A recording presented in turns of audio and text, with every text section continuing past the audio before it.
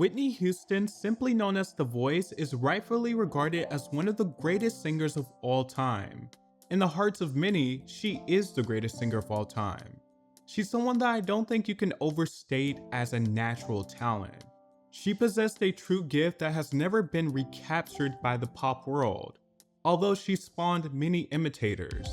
Whitney Houston was more of a traditionalist and singer first in how she presented her artistry.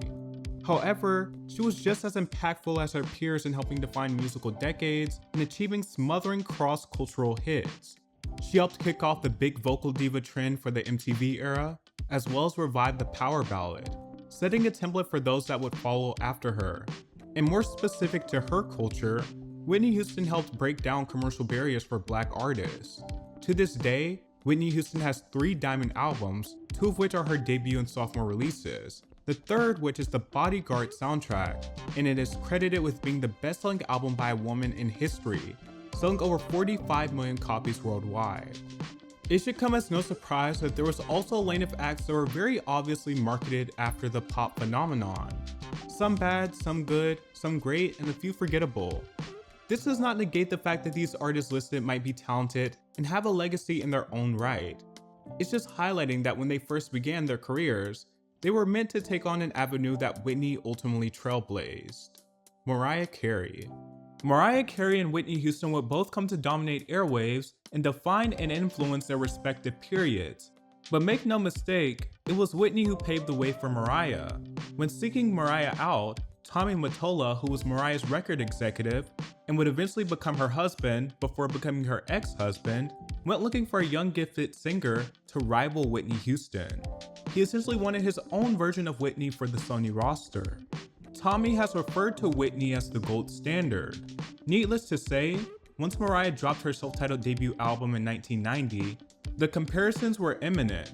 It's an album coated in Whitneyisms, from her vocal inflections, choice of song style, to even the team behind the record, most of who worked on early Whitney records. Despite Mariah's undeniable talent, it's hard to see her debut as anything other than an album made out of Whitney's world. They both clearly had massive machines behind them too.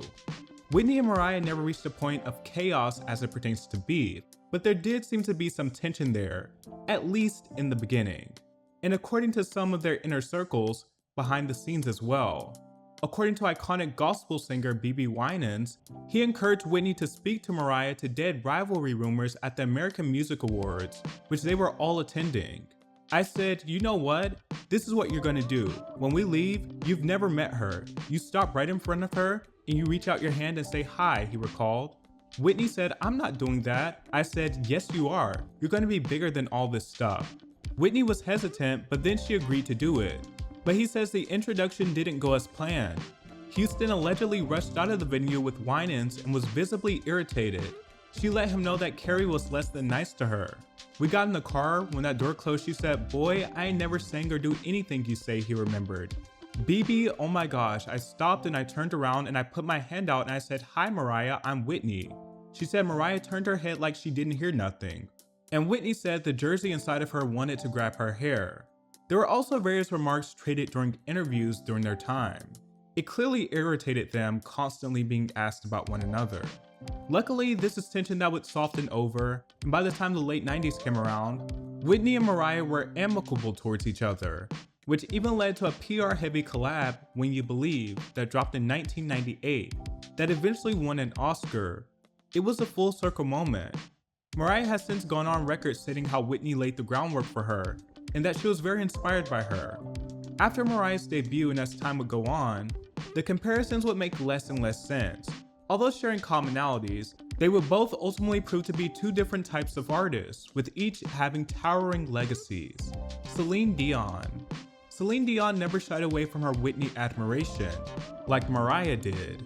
Instead, Seline stated that she wanted to look like Whitney, sing like her, and that Whitney was just a great inspiration for her career. Seline would often cover Whitney's songs in talent shows, and even in recent history, she still performed Whitney songs at her live shows.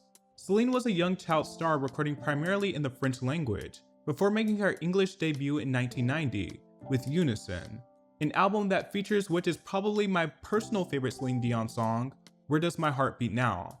But anyways, Celine's knack for ballads and her otherworldly vocal prowess was instantly likened to Whitney, as was her good girl traditionalist presentation. Speaking about the comparisons when she was 22, Seline said, "I think there is a little place for everyone.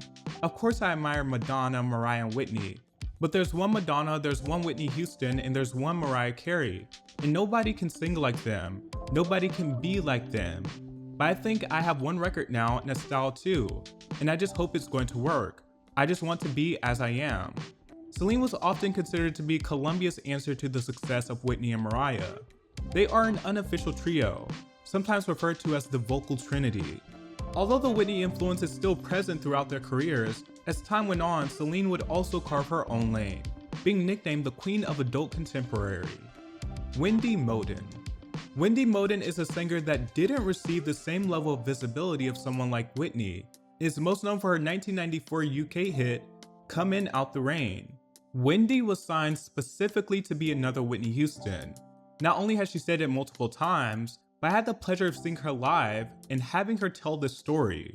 She was performing at a restaurant, and in between the songs, she'd tell the audience about her journey. And after she sung, she joked and said, "If you sounded like that in the 90s, you'd get a record deal."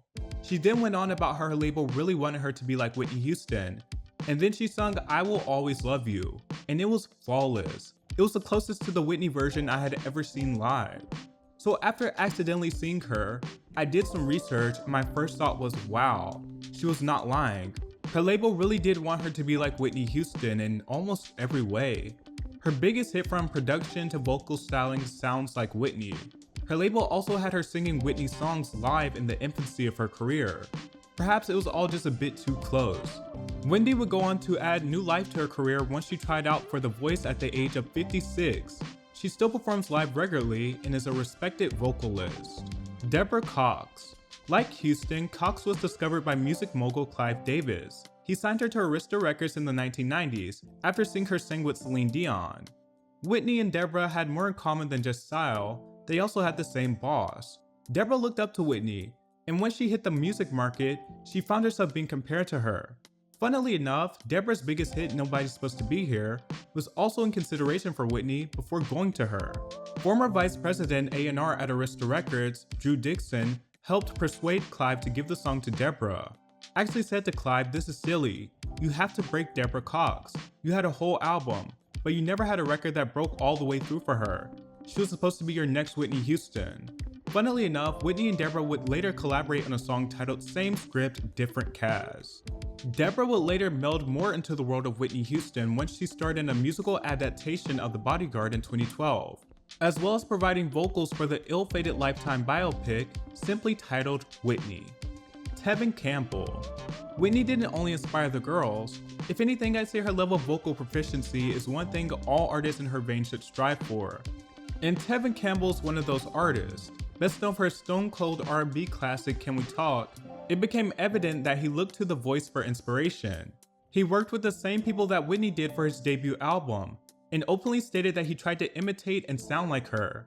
Not only her vocal inflections, but her mannerisms on stage as well. Although he only met Whitney once, he said that he felt that she knew he was imitating her. Here are some facts that pertain to Whitney's legacy. Britney Spears, Monica, and Christina Aguilera all got their record deals by singing a Whitney Houston song. Clive Davis wanted Kelly Clarkson to be like Whitney Houston.